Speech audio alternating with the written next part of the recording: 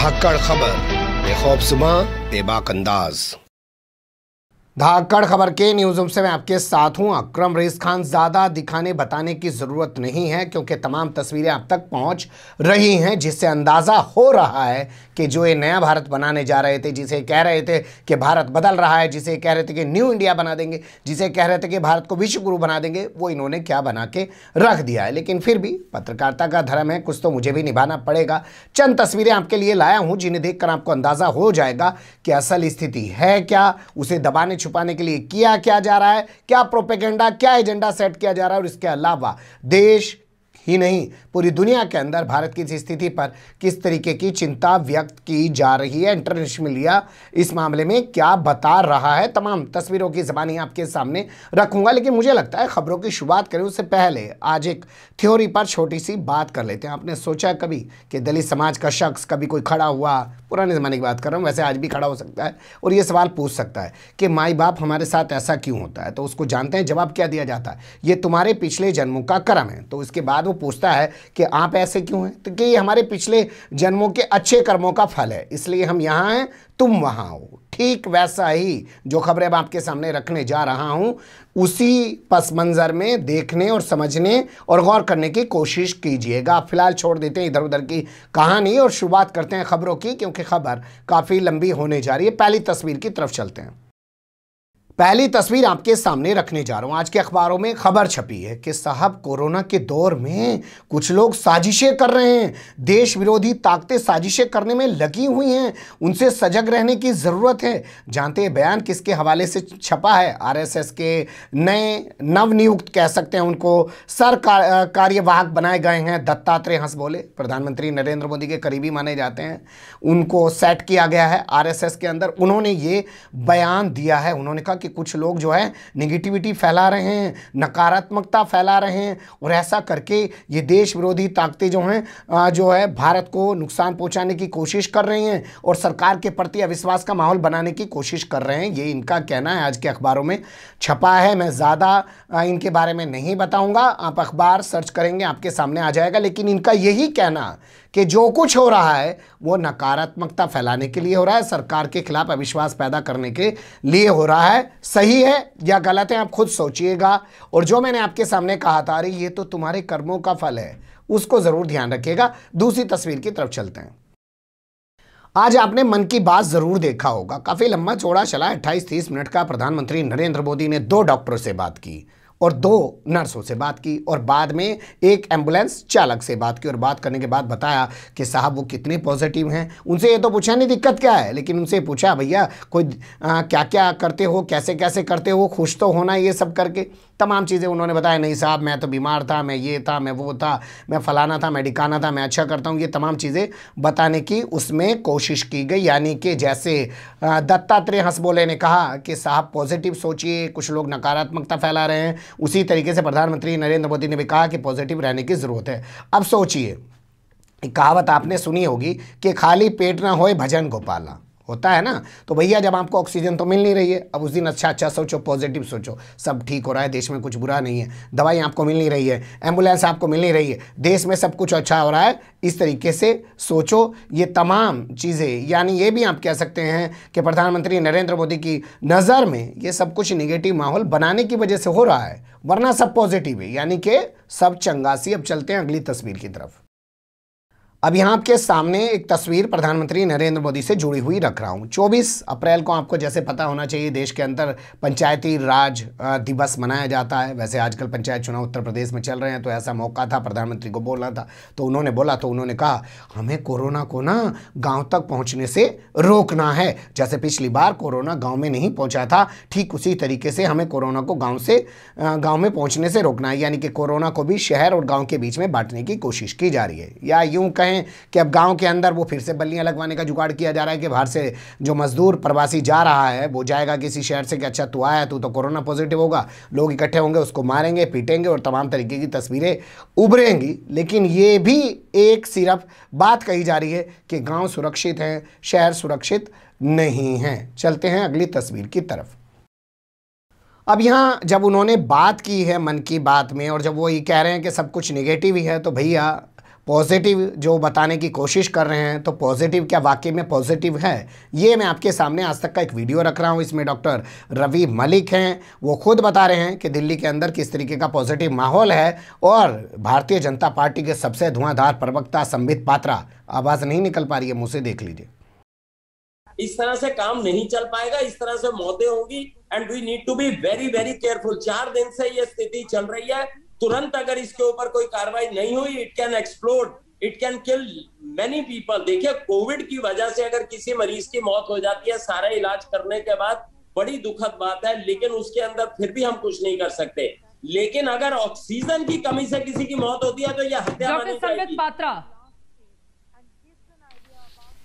बिल्कुल डॉक्टर संबित पात्रा, यही बातें दिल्ली हाईकोर्ट भी कह रहा है और आज तक कभी भी इतनी बेबसी डॉक्टर संबित हमने किसी डॉक्टर की नहीं देखी है।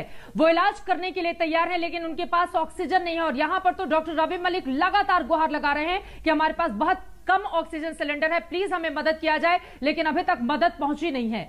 कौन है इसके लिए जिम्मेदार और कौन करेगा इसकी आपूर्ति? सर, क्या पूरा का पूरा देश, हिंदुस्तान, राजधानी दिल्ली, उसके आसपास के इलाके भगवान भरोसे ही रहे?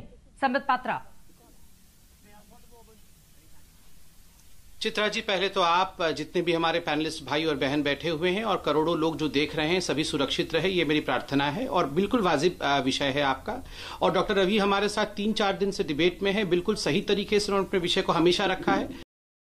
देख लिया आपने। अब इसके साथ ही जैसा मैंने बताया कि उन्होंने बात की है मन की बात में अस्पतालों की स्थिति की और तमाम चीज़ों की, डॉक्टरों की, इसकी उसकी, तो यहाँ ये भी बताना आपको बेहतर होगा कि कई सारे जो अस्पताल हैं दिल्ली के, वो हाईकोर्ट जा चुके हैं इस मांग को लेकर के उन्हें ऑक्सीजन दिलवाई जाए। ऑक्सीजन नहीं मिल रही है, लेकिन जैसा कल देखा होगा जयपुर गोल्डन अस्पताल में तो एकदम 25 लोगों की मौत भी हो चुकी थी और कई अस्पतालों में लोगों की सांसें अटकी हुई हैं। फिर भी बताया जा रहा है भाई पॉजिटिव सोचो। अगली तस्वीर की तरफ चलते हैं। प्रधानमंत्री ने अपने संबोधन में जो मन की बात है उसमें एम्बुलेंस का भी जिक्र किया, एक एम्बुलेंस चालक से भी बात की। तो ये तस्वीर मैं आपके सामने रख रहा हूँ जो आगरा से आ रही है। आगरा का ताजगंज थाना पड़ता है और ताजगंज थाने का एक इलाका पड़ता है जिसको हम लोग कह सकते हैं जयपुर हाउस। वहाँ पे एक शख्स हैं जो रहते हैं अपने परिवार के साथ, उनका नाम जो छपा है वो है मोहित। उनके पिता की मौत हो गई, काफ़ी देर तक कोशिश करते रहे कि एम्बुलेंस आ जाए, क्योंकि आजकल तो वो कल्चर भी खत्म हो गया ना कंधों पे लेके जाने का। कोरोना पॉजिटिव को अब कंधों पे तो लेके जाते ही नहीं, एम्बुलेंस में ले जाते हैं, वो भी पैक करके लेके जाते हैं, देखने भी नहीं देते, नहलाने और स्नान भी नहीं कराने देते। तो इनके पिता की मौत हो गई, काफ़ी कोशिश करने के बाद भी जब इन्हें एम्बुलेंस नहीं मिली तो जानते हैं इन्होंने क्या किया। इन्होंने अपने पिता को कार की छत पे बांधा और ये पहुंच गए ताजगंज में जो कब्रिस्तान बना हुआ है वहाँ पे। ये तस्वीर देखकर वहाँ मौजूद लोगों का हृदय हिल गया, आपका भी हिल जाएगा। एक बेटा अपने बाप को, सोचिए एम्बुलेंस नहीं मिल पा रही है और प्रधानमंत्री क्या कह रहे हैं, एम्बुलेंस चालक से बात करके बता रहे हैं भैया पॉजिटिविटी फैलाते रहो। अगली तस्वीर की तरफ चलते हैं। उन्होंने डॉक्टरों की बात की, एक डॉक्टर का बयान मैं आपके सामने रख चुका हूं मैं एम्बुलेंस वाली तस्वीर से पहले, लेकिन मैं चाहता हूं ये तस्वीर भी आपके सामने जाए। कुंभ में लगाई गई है डॉक्टर की ड्यूटी जिससे हो रही है दिक्कत और इस वजह से काफ़ी परेशानी हो रही है, लोगों को इलाज नहीं मिल पा रहा है। ये खबर छपी है और जो डॉक्टरों से जुड़ा हुआ एक संगठन है उसने कहा है कि फ़ौरन डॉक्टरों को वापस बुलाया जाए। आपको पता ही है हरिद्वार में कुंभ चल रहा है, वहाँ पे 10% डॉक्टर की ड्यूटी लगा रखी है। प्रांतीय चिकित्सा एवं स्वास्थ्य सेवा संघ है, उसने कहा है कि डॉक्टरों को फ़ौरन ड्यूटी पर वापस बुलाया जाए, मेडिकल स्टाफ को फ़ौरन ड्यूटी पर अस्पतालों के अंदर, ड्यूटी पे तो वहीं अस्पतालों के अंदर वापस बुलाया जाए। तो ये तस्वीरें हैं कि ज़रूरत कहाँ है, लगा कहाँ रखें पॉजिटिविटी फैलाने के लिए। अगली तस्वीर की तरफ चलते हैं। अब ये तस्वीर आपके सामने रख रहा हूँ जो स्थायी समिति के हवाले से छपी हुई है। स्थायी समिति हमेशा संसद में होती हैं और अलग अलग डिपार्टमेंट के अलग अलग स्थायी समितियाँ होती हैं। इस खबर के मुताबिक कहा जा रहा है कि स्वास्थ्य संबंधी जो स्थायी समिति है उसने नवंबर 2020 को, यानी कि अब से 6 महीने पहले, कोरोना की दूसरी लहर आने से पहले ही कह दिया था कि ऑक्सीजन बढ़ाने की ज़रूरत है। उन्होंने सुझाव दिया था, उन्होंने साथ ही ये भी सुझाव दिया था, जैसे आज आप देखिए कोई कोरोना के इस दौर में पैसा भी कमा सकता है, ये भी सोच सकते हैं। तो जो कुछ लोग हैं ऑक्सीजन फ्री भी दे रहे हैं, लेकिन कुछ लोग जो है ऑक्सीजन 4-4 गुना दाम पे बेच रहे हैं। तो स्थायी समिति ने यह भी सुझाव दिया था कि जो कोरोना के दौर में जो ये ऑक्सीजन की स्थिति बिगड़ेगी या बिगड़ रही है, तो ऐसे में ऑक्सीजन की कीमत निर्धारित की जानी चाहिए और उसका कंट्रोल जो है वो सरकार के पास होना चाहिए कि सरकार निर्धारित करे कि कितने रुपए में सिलेंडर बिकेगा। भाई जैसे एलपीजी गैस सिलेंडर भी बिकता है, ये अलग बात है कि सरकार के हाथ में रहते हुए भी 1000 रुपये का बिक रहा है। आसमान छू रहा है। तो ये एक सुझाव दिया था, लेकिन लगता है सरकार ने इस समिति के सुझाव पर भी कोई ध्यान नहीं दिया। बस माहौल पॉजिटिव बनाए रखिए। अगली खबर का रुख कर लेते हैं। अब ये आपके सामने जो रख रहा हूं ये काफ़ी महत्वपूर्ण खबर है। नीति आयोग के हवाले से ये खबर मैं आपके सामने रख रहा हूं। उनके सदस्य हैं के पॉल। उन्होंने प्रधानमंत्री और मुख्यमंत्रियों की मीटिंग के दौरान अपना प्रेजेंटेशन दिया। और प्रेजेंटेशन देते हुए मिस्टर के पॉल ने कहा कि 5 लाख तक रोजाना केस आ सकते हैं। 5 लाख, जानते हैं आज का आंकड़ा कितना है? 3,46,000 से ज़्यादा का आंकड़ा आज का है। ये कह रहे हैं रोज़ाना 5 लाख से ज़्यादा केस आ सकते हैं। जुलाई तक यही स्थिति रह सकती है और मई में, यानी कि अभी मई नहीं आया, उसमें ये पीक पर जाएगा। यानी कि पीक पे जाए बगैर ही पहले ही 3.5 लाख केस आ रहे हैं, और वो भी उस स्थिति में जब जांच समय पे नहीं हो पा रही है। 3-3 लोग लाइन में खड़े हैं। RT-PCR की जांच 3-3 दिन में हो रही है और जांच रिपोर्ट भी 6-7 दिन में आ रही है, तब 3.5 लाख हैं। लेकिन के पॉल कह रहे हैं कि 5 लाख रोजाना केस आ सकते हैं। शायद उनकी बात को भी ये झूठा ही मानते हैं, इसलिए कह रहे हैं कि लोग निगेटिव फैला रहे हैं, पॉजिटिव रहने की जरूरत है। अगली तस्वीर का रुख कर लेते हैं। अब जो लोग निगेटिव फैला रहे हैं वो तो चलिए फैला रहे हैं, वो इनके विपक्षी हो सकते हैं, जैसे राहुल गांधी और तमाम विपक्षी पार्टियां वो हो सकती हैं, या मीडिया का कुछ खास वर्ग हो सकता है जो इस सत्ता के खिलाफ हमेशा नेगेटिविटी फैलाता रहता है। वरना इसने तो सब कुछ नया नया कर दिया है, सब कुछ अच्छा कर दिया है। कुछ लोग हैं लेकिन उन्हें कुछ अच्छा दिखता ही नहीं। अब ये खबर देखिए, कुवैत ने साफ ऐलान कर दिया है कि भारत के हालात बिगड़ते जा रहे हैं कोरोना के चलते, और वो 24 अप्रैल से अपनी जितनी भी कमर्शियल उड़ानें हैं उनको रद्द कर रहा है, और अगले आदेश तक ये उड़ानें रद्द रहेंगी। रॉयटर्स, दुनिया की जानी मानी न्यूज एजेंसी है, उसके हवाले से ये खबर छपी है। अगली तस्वीर का रुख कर लेते हैं। अब ये खबर देखिए जो आपके सामने रख रहा हूं। भारत के हालात बेहद खराब हैं, बोले डॉक्टर फॉसी। जी हाँ, ये अमेरिका के सबसे बड़े टॉप डॉक्टर हैं, यानी कि वहाँ की सरकार के सबसे टॉप मोस्ट डॉक्टर हैं ये, और उनके सलाहकार हैं, जिन्हें कह सकते हैं हम हिंदी में शीर्ष चिकित्सा सलाहकार, डॉक्टर एंथोनी फॉसी। उन्होंने कहा कि कोरोना के चलते भारत के हालात बेहद ख़राब हो चुके हैं और भारत आज बहुत ही बुरे दौर से गुजर रहा है। उन्होंने कहा कि ऐसे में वैक्सीन काम करेगी, जानते हैं ना, वैक्सीन लगवा लो जी, कोरोना से बच जाओगे। लेकिन उनका कहना है जिस तरीके से कोरोना के हालात बिगड़ रहे हैं उसमें वैक्सीन कितना काम करेगी या नहीं करेगी, इस पर भी अब रिसर्च करने की ज़रूरत है। यानी कि चिंता कुवैत ही नहीं अमेरिका भी जता रहा है। लेकिन साहब कह रहे हैं निगेटिविटी फैलाने वालों से बचिए, नकारात्मकता फैलाने वालों से बचिए, पॉजिटिव रहिए। अगली तस्वीर देख लीजिए। अब यहाँ कुछ विदेशी अखबारों का हाल आपके सामने रखना ज़्यादा बेहतर होगा। तो विदेशी अखबारों का जिक्र करते हुए जनसत्ता ने एक रिपोर्ट छापी है जिसमें लिखा है न्यूयॉर्क और गार्जियन के हवाले से कि भारत सरकार जो है मौतों का आंकड़ा छुपा रही है। अब हम कह रहे हैं इसके लिए तो न्यूयॉर्क और गार्जियन पढ़ने की ज़रूरत नहीं है। हमारे यहाँ मध्य प्रदेश में दैनिक भास्कर और नई दुनिया ने पोल खोल के रख दी थी कि भोपाल के अंदर 4 दिन में 400 लोग शमशान घाट में जलाए गए हैं और कब्रिस्तान में दफनाए गए हैं, और सरकार कह रही है 60 लोगों की मौत हुई है। इसी तरीके से हमने देखा लखनऊ के अंदर सरकार क्या बता रही थी और शमशान घाट और कब्रिस्तान की क्या स्थिति निकल के आ रही थी। लेकिन इंटरनेशनल मीडिया जो है वो भी मान रहा है, बता रहा है अपनी रिपोर्ट के जरिए कि सरकार आंकड़ों की बाजीगरी कर रही है। कुछ लोगों ने तो यहां तक कहा है कि आंकड़ों की हत्या की जा रही है भारत के अंदर। लेकिन भैया निगेटिविटी मत फैलाओ, पॉजिटिव बने रहो। अगली तस्वीर की तरफ चलते हैं।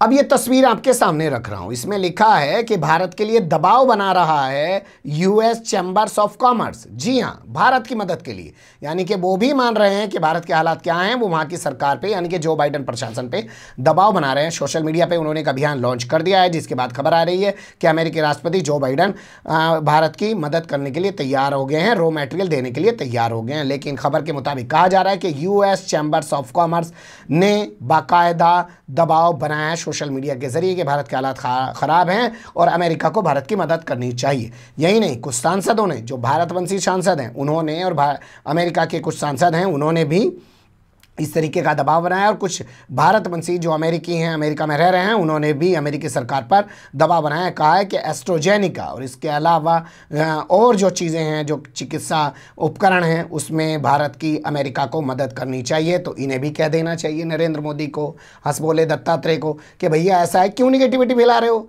क्यों अमेरिका पर दबाव बना रहे हो, हमारे यहाँ सब चंगा सी। अगली तस्वीर का रुख कर लेते हैं।